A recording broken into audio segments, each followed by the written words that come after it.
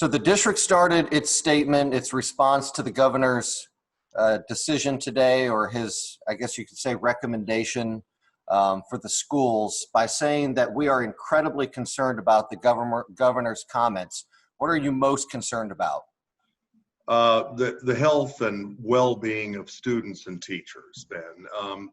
Literally, Dr. Royster and the entire district staff has spent literally all summer long looking at ways that we could reopen school possibly in the fall while protecting the health and safety of students and teachers. And then all of a sudden, the governor and a number of other elected officials hold a news conference and strongly urge districts across the state to reopen, not really talking about the health risks or the dangers involved. We were taken aback. We were stunned, quite frankly, by some of the statements that were made.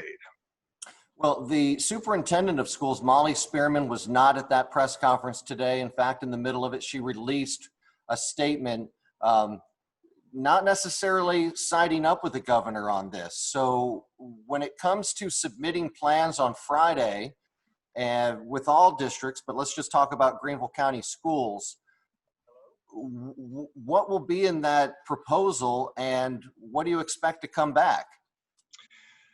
Well, we are going to submit the plan, and we're going to submit our plan to the State Department of Education, who we answer to. Molly Spearman, of course, is the constitutionally elected superintendent of education in this state, elected by the voters. So we will submit our plans to her. And basically, while the final details are going to be made public, as we've indicated, Tuesday of next week, July 21st, that's when we're going to announce it to parents. What she's going to see is a very reasonable plan, similar to others across the state that we've seen, where we offer both in-person classes for students and their families who desire that, as well as a virtual program. Yeah, that's something the governor touched on today, and that has been our plan all along. So is what you're going to be proposing and what the governor talked about today, are those two things not lining up with what you're going to propose? So he's wanting the schools to offer schools in-person schooling 5 days out of the week. With what you're going to be proposing, is that not in that? What we have told parents from the very start is our ultimate goal is to have students and teachers in school 5 days a week when conditions permit. I think what needs to be determined on the heels of the governor's statement today is, are we to then disregard the recent metrics that were released by DHEC, where they basically gave us 3 categories, and each category on a weekly basis would be ranked high, medium, or low. Then we take an average of that to come up with one rating on the COVID-19 spread rate. Are we to toss that aside and say, okay, let's just send students to school 5 days a week? Or do we follow the weekly recommendations of medical and professionals, the scientific community in this state? And right now, our plan is to listen to DHEC, the people who study pandemics and viruses, and take guidance from them. Do you anticipate the governor issuing an executive order when it comes to this? He didn't do it today, but if he doesn't see what comes out of all of this, and if he doesn't like it, is there a possibility that he could issue an executive order and the schools would just have to follow it?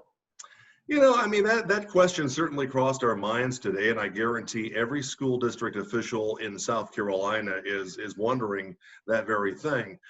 You know, we're gonna wait to hear from the State Department of Education, Molly Spearman.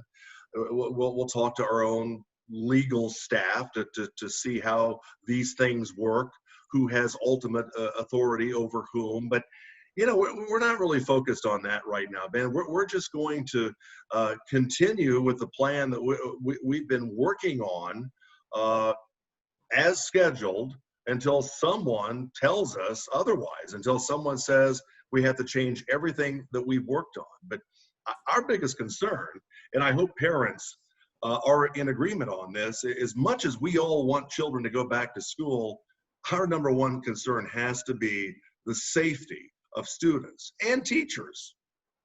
You brought up teachers a lot in the statement, saying approximately 30% of the GCS workforce is 50 or above, as we know that folks who are higher up in the years are more susceptible to catching coronavirus.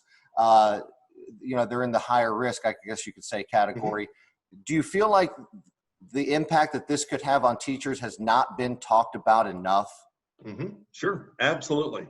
I think the voice of teachers is what has largely been missing from this conversation. The Palmetto State Teachers Association today, minutes after the governor's news conference, more or less condemned Henry McMaster's call to reopen schools 5 days a week this fall, citing the same serious health concerns for teachers, especially those in that older age group. We can't force teachers to go back into the classroom.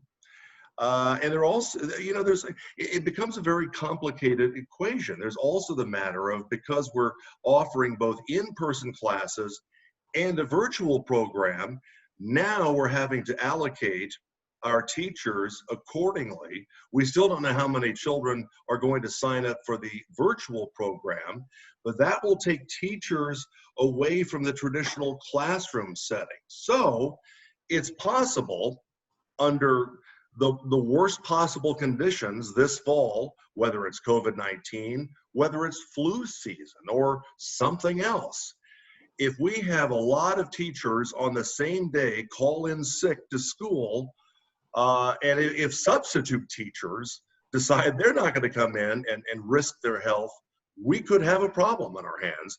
And this is true for school districts across the state. All right, Tim Waller, district spokesperson for the Greenville County School District. We appreciate your time. Thank you. Absolutely.